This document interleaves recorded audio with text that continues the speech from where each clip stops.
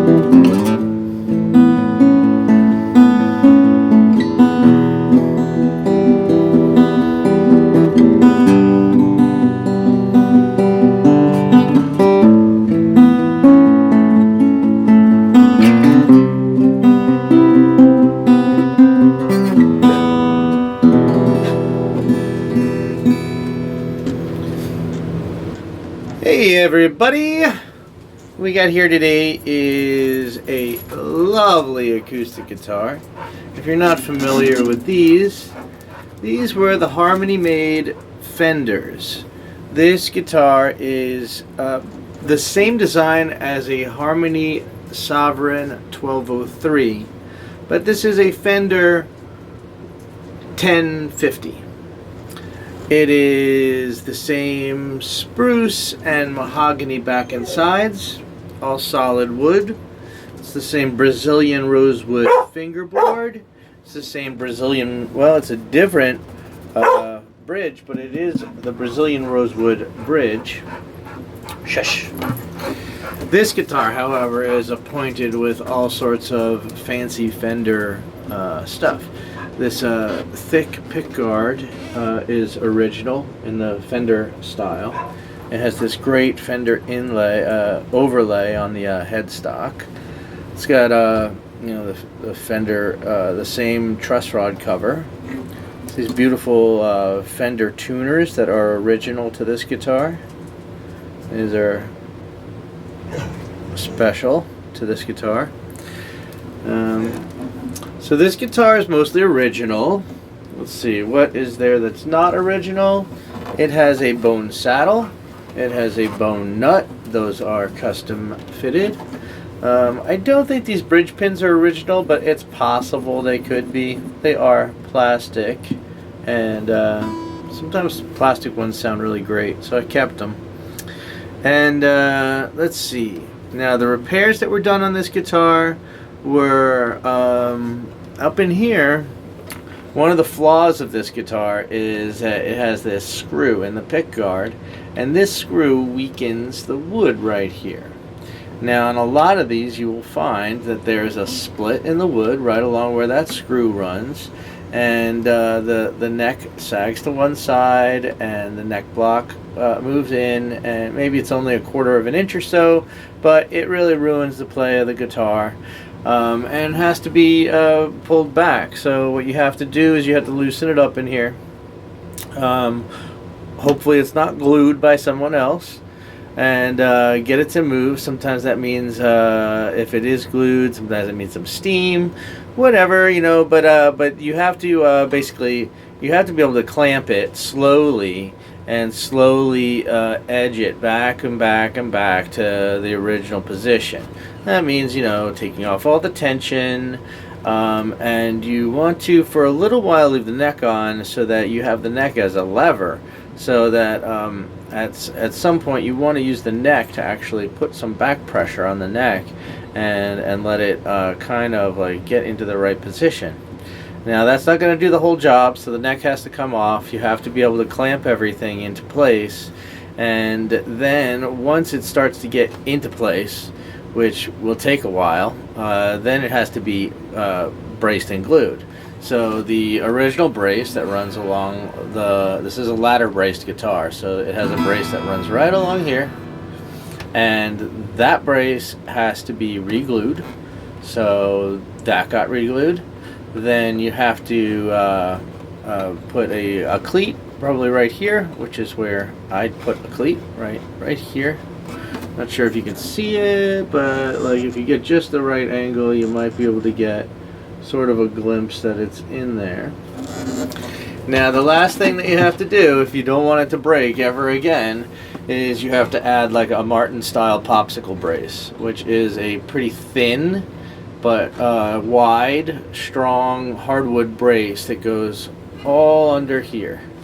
So it's about 1 inch wide, and it goes from about here to here, and it runs right under here, across here, above the top brace and below the neck block, so right in between. And it fits in, and it, you know, some guitars they have different amounts of room there, so you have to fit it there, whatever that size is. Now this guy, it's got that, it's got the cleat, it's got the brace re-glued, it's got the crack all, you know, if you can see it, like the crack is lined perfectly up now, and you know there's no sharp edge, no bump here, so it's in the right spot. After that's done, you got to reset the neck. So this neck got a nice reset. Action is at a very, very nice, it's just about 2 millimeters, maybe a shade under 2 millimeters, depending on how you have the truss rod set up. There's room on the saddle if you wanted to lower it, but you know, sometimes when you lower these things lower than that, you end up with buzzing, but everything right now plays really great. I had to do some fret work, some fret leveling, and a couple of little bits of work in here to make everything play perfect. Smooth them all out.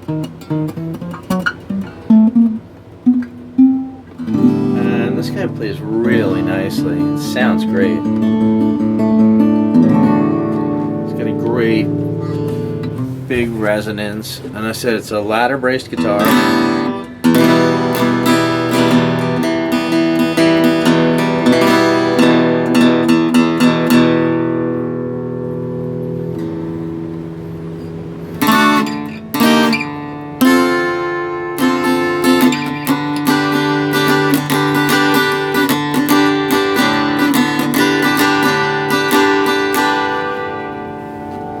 And it sounds amazing. It looks gorgeous. It does have, it's very clean looking, but it has a few cosmetic issues as far as, like, you know, regular wear over time. Like, you might be able to see like a little ding here. Get the lighting right on it. There might be a couple more in here. Is that one might be just a scuff, but most of it's very clean, very nice. There's some marking right here that, you know, maybe you might say is ugly, but looks okay to me. The sides are pretty nice looking. I did not have to take the back off of this one, so everything is where it was. I had to, you know, tighten up some braces inside, but at the end of the day, I was able to keep it intact. Some buckle rash here on the back. Not too bad. Pretty clean looking neck reset. This little guy is not original. This little piece on here, the little celluloid cover for the heel, that was gone. I'm not sure if they were this white color celluloid or if they matched the pickguard and the overlay, but I figure the white is easier to match, so we'll just keep it as that. And so it is ready to go. Pretty happy with it. It intonates pretty well. I don't think you could do much better than this without rerouting the saddle. But I don't think it's worth it. I think it's very close, so I would just leave it.